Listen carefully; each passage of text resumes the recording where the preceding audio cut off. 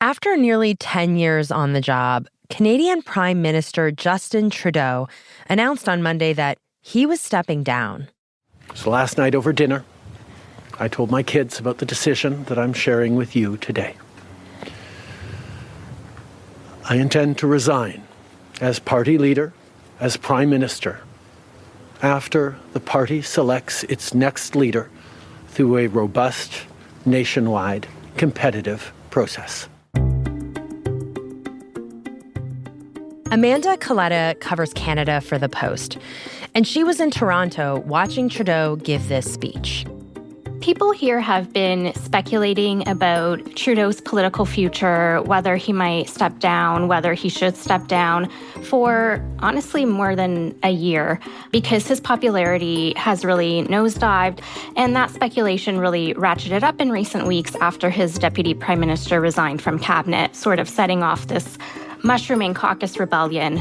So while the announcement wasn't necessarily a surprise, it was certainly momentous and sort of marked the end of, a certain brand of progressive politics in Canada, at least for now. From the newsroom of The Washington Post, this is Post Reports. I'm Elahe Izadi. It's Thursday, January 9th. Today, I talk with Amanda about how Trudeau lost Canada and why it matters. We'll also get into what this all means for U.S.-Canada relations. Canada and the United States, that would really be something. Just as President-elect Donald Trump has been talking about making Canada the 51st state. They should be a state. That's why I told Trudeau. Amanda, I think many Americans recognize Justin Trudeau, maybe by look or by name, but ultimately probably don't know that much about him. So can you just tell me a little bit about who he is and some key highlights of his career? Justin Trudeau has been in the spotlight for more than a half century. His birth on Christmas Day in 1971, I'm not generally in the habit of memorizing the birthdays of prime ministers, but in this case, I think many Canadians probably know this because his birth was news here, and that's because he is the son of former Prime Minister Pierre Elliott Trudeau, who rose to power in 1968 on a wave of quote-unquote Trudeau-mania. He became the object of a kind of delirious hysteria that came to be known as Trudeau-mania. The younger Trudeau spent some time as a teacher, but then he followed his father's footsteps into politics in the 2000s and took over the leadership of the Liberal Party in 2013. I am offering myself for the leadership of the Liberal Party of Canada. And at that time, the party had effectively been consigned to its political deathbed. I think I have a capacity to start a conversation again that is about the issues.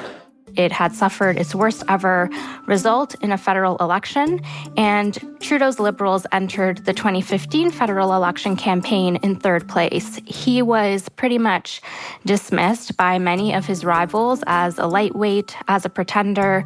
There was one sort of memorable moment where a Conservative official said before a leaders' debate, I think if he comes on stage with his pants on, he'll probably exceed expectations. But he proved all of the doubters wrong, and he's, swept to power on his own wave of Trudeau-mania. He was really good at campaigning, really good at sort of the retail politics, and I think initially there was a lot of goodwill from many Canadians, even maybe some of them who weren't necessarily liberal-leaning for him. Mm-hmm. And not to be all American about this, but I also seem to remember there was almost this feeling of he gave almost like an Obama vibe. Like he was young and progressive and it was about hope and optimism. Is it fair to think of him in that way as well? Yes. I mean, part of the reason why his resignation is a big deal is because we are talking about a rare Canadian prime minister who people outside of Canada can name and recognize, who wanted to take selfies with him at least once upon a time. Someone who as you said, sort of championed progressive politics, who sought to cast himself as a foil to populist leaders on the ascendancy, who was viewed as a sort of bulwark of the liberal order. And that's an order that, these days is in retreat in many parts of the world. Mm-hmm. So, okay, thinking about the entirety of Trudeau's career as prime minister, 2015 to 2025, 10 years, that is a long time. Can you give me a sense of the arc of his career as prime minister? It's really interesting. It's almost kind of like Shakespearean. Initially, he had very, very high approval ratings in Canada for a prime minister and a relatively long political honeymoon, I would say. He was a youthful 40-something when he was elected. He had a huge majority. He promised sunny ways, which was like a more positive way of doing politics. Sunny ways, my friends, sunny ways. This is what positive politics can do. He described himself as a feminist, and he said that the most important relationship for his government was going to be the one with Indigenous people here.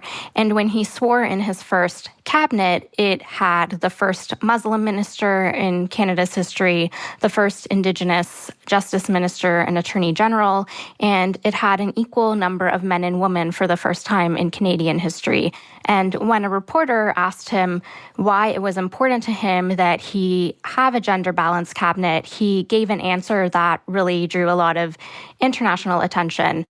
Because it's 2015. So he was all over international magazine covers. Rolling Stone put him on the cover of its magazine in 2017, and the title was, "Why Can't He Be Our President?" Even Delta's in-flight magazine put him on its cover once. But, it didn't take long for scandals and controversies to start to chip away at that image.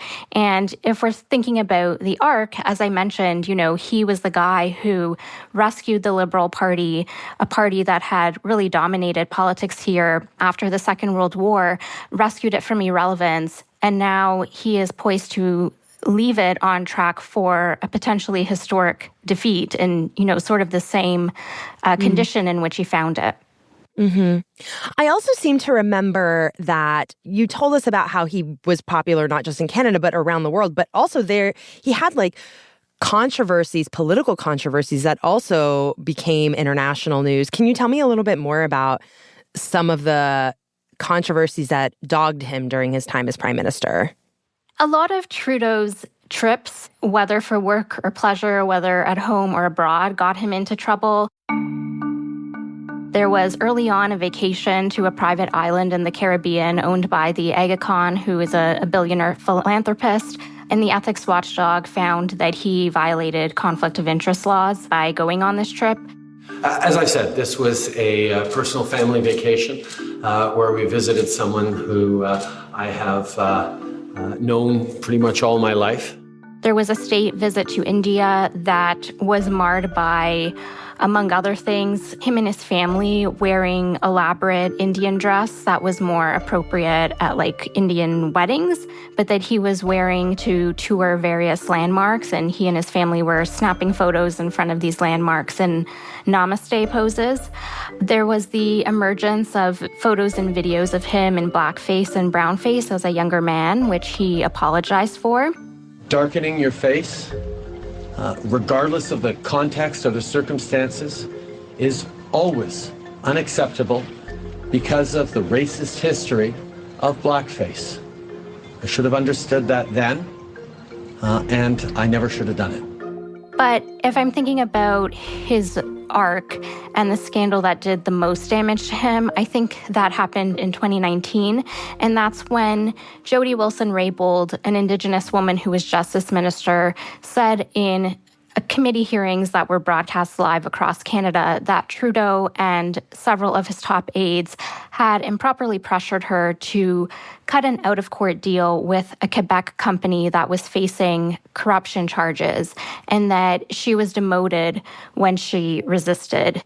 Initially, when some of these allegations were reported on by the Globe and Mail, a newspaper here, he denied the report outright. He called it false.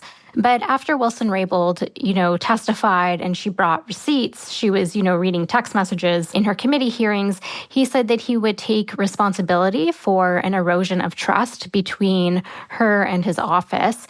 And the reason that I think that this was so significant was because critics said that it called into question the brand of Trudeau, that it chipped away at it and raised questions about just how committed he was to feminism, just how committed he was to reconciliation with Indigenous people.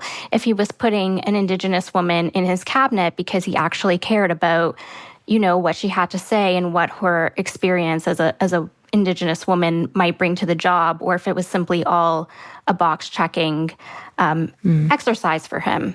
Mm-hmm, mm-hmm.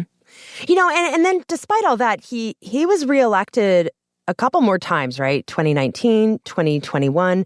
If we were to just step back and look at the policy achievements, did he score any big policy achievements? Or when you look at the arc of his career, what kind of lasting fingerprint has he left on Canada? So it is right that he was reelected in 2019 and 2021, but it's important to note that he lost his majority. So ever since 2019, his government has been requiring the support of opposition parties to stay in power and to pass bills, and it has never really regained that early popularity. Some of the things that he said he would do that he accomplished, he legalized recreational cannabis, he created a national $10 a day childcare program, made really important strides towards reducing child poverty. And, the Trudeau government's record on reconciliation with Indigenous people is mixed, I would say. But it is true that there are more First Nations reserves that have clean drinking water today than there were when he became Prime Minister. And even when Trudeau had a majority after the 2015 election, so much of that period was really consumed by responding to the election of Donald Trump. And that is another area where even Trudeau's rivals, I would say, have been keen to give him credit. He has earned a lot of praise for how he, managed the U.S.-Canada relationship and for sort of guiding Canada through really bruising renegotiation of the North American Free Trade Agreement. So, Amanda, let's take a quick break here. And when we come back, we're going to get into how everything fell apart for Trudeau. We'll be right back.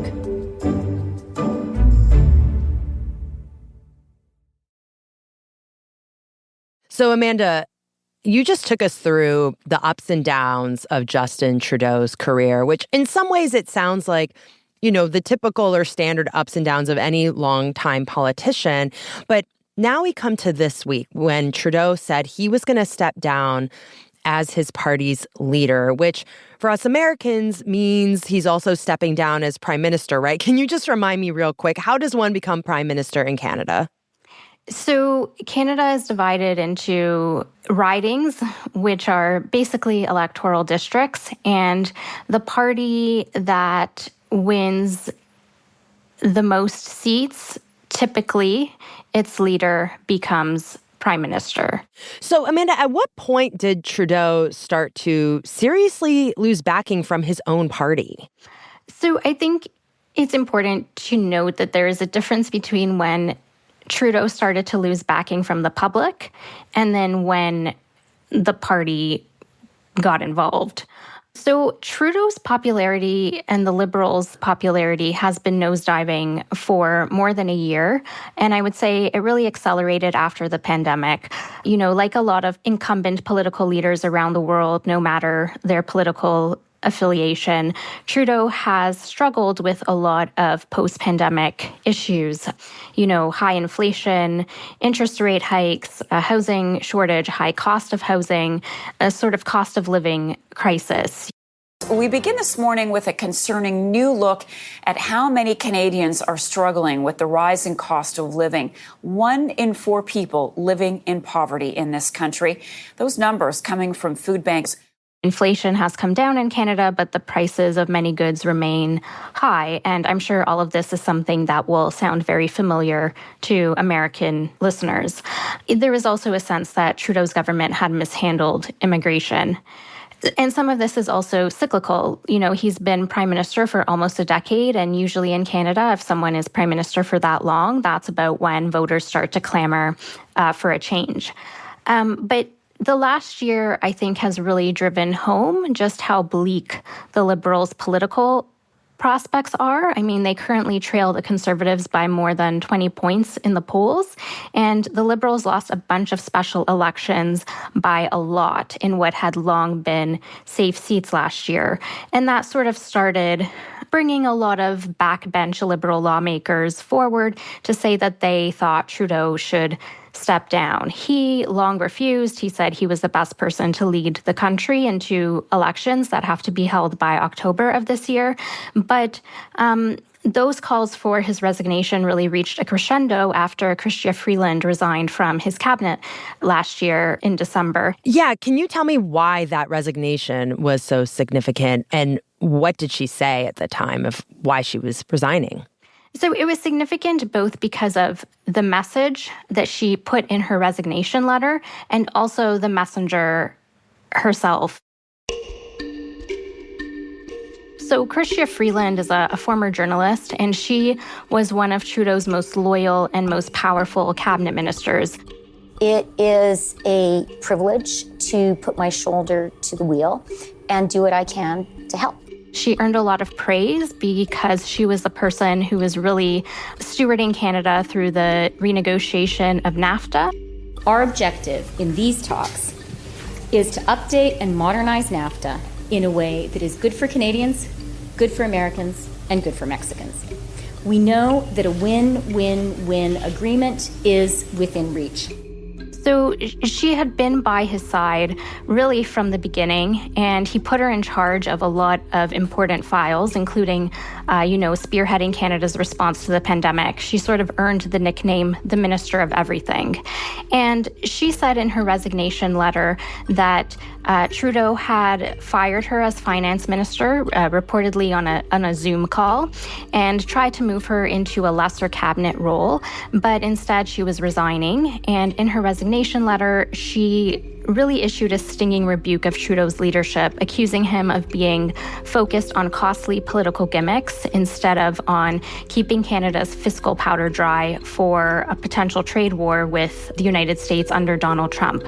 So the message on its own was a devastating blow, but if, the Prime Minister's top lieutenant is coming forward to say that she has lost confidence in the Prime Minister, then I think that gave a lot of other Liberals who had maybe been keeping some of their angst to themselves permission to come forward and register their own concerns. And it also led some of the opposition parties that had previously been supporting Trudeau's government to come forward and say that they planned to bring it down when Parliament returned after the Christmas holidays. Amanda, at this point, can you tell me about the nuts and bolts of what happens next to replace him? So Trudeau said Monday that he is going to stay on as prime minister and Liberal leader until a successor is in place. So the party will hold a leadership contest to try and find that replacement. That person will automatically become Liberal leader and, prime minister, and will lead the Liberals in an election that has to take place by October. In the meantime, Trudeau prorogued or suspended, basically, Parliament until March 24th. But many opposition parties have said that they intend to bring the government down, and they will have several opportunities to do so after a new session of Parliament opens in March, and that would trigger early elections. Amanda, this is all happening in Canada just as President-elect Donald Trump is about to take office. And he recently said that he's interested in using, quote, economic force to make Canada the 51st state of the United States. Looking ahead, what does that mean for U.S.-Canada relations? From Canada's perspective, the timing of this political tumult couldn't be worse. There is a ton of anxiety here about Trump's return. He has threatened to impose 25% tariffs on Canadian goods on day one. And because Canada sends most of its exports to the United States, these are levies that are projected to plunge Canada's economy into a recession.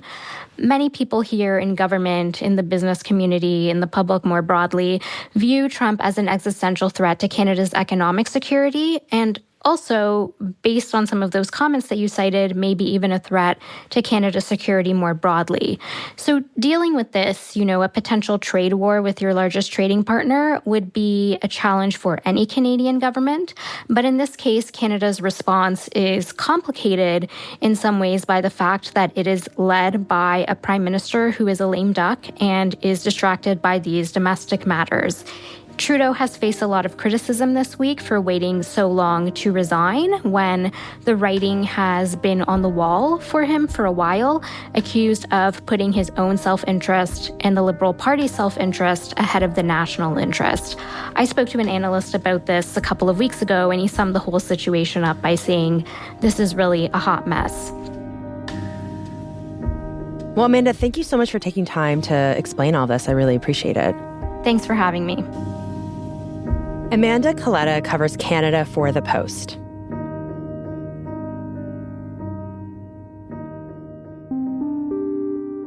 Before I sign off, here are two other stories to share. First, former President Jimmy Carter's state funeral was held at the National Cathedral in Washington, D.C. today. All 5 living presidents attended, including President Joe Biden, who delivered a eulogy praising Carter. Jimmy Carter's friendship taught me, and through his life taught me, the strength of character is more than title or the power we hold. It's the strength to understand that everyone should be treated with dignity, respect. Carter died December 29th at 100 years old. His body will now be transported back to his hometown of Plains, Georgia, for a private funeral and burial.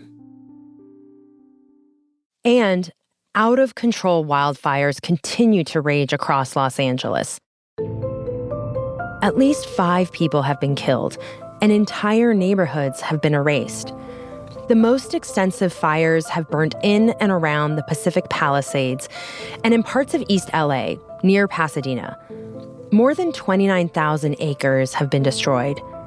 New fires started Wednesday night, including in the Hollywood Hills. High-speed winds are fueling the blazes, and that's made it tough for firefighters to contain them. Another strong wind surge is forecast for later today. Make sure to check out Wednesday's episode of Post Reports to hear more about the fire and the evacuations. The Post's Brianna Sachs is in LA, her hometown, and has been tracking the destruction up close. That's it for Post Reports. Thanks for listening. Today's show was produced by Ariel Plotnick with help from Sabby Robinson. It was mixed by Sam Baer and edited by Rena Flores with help from Monica Campbell. Thanks to Reem Akkad. I'm Elahe Izadi. We'll be back tomorrow with more stories from The Washington Post.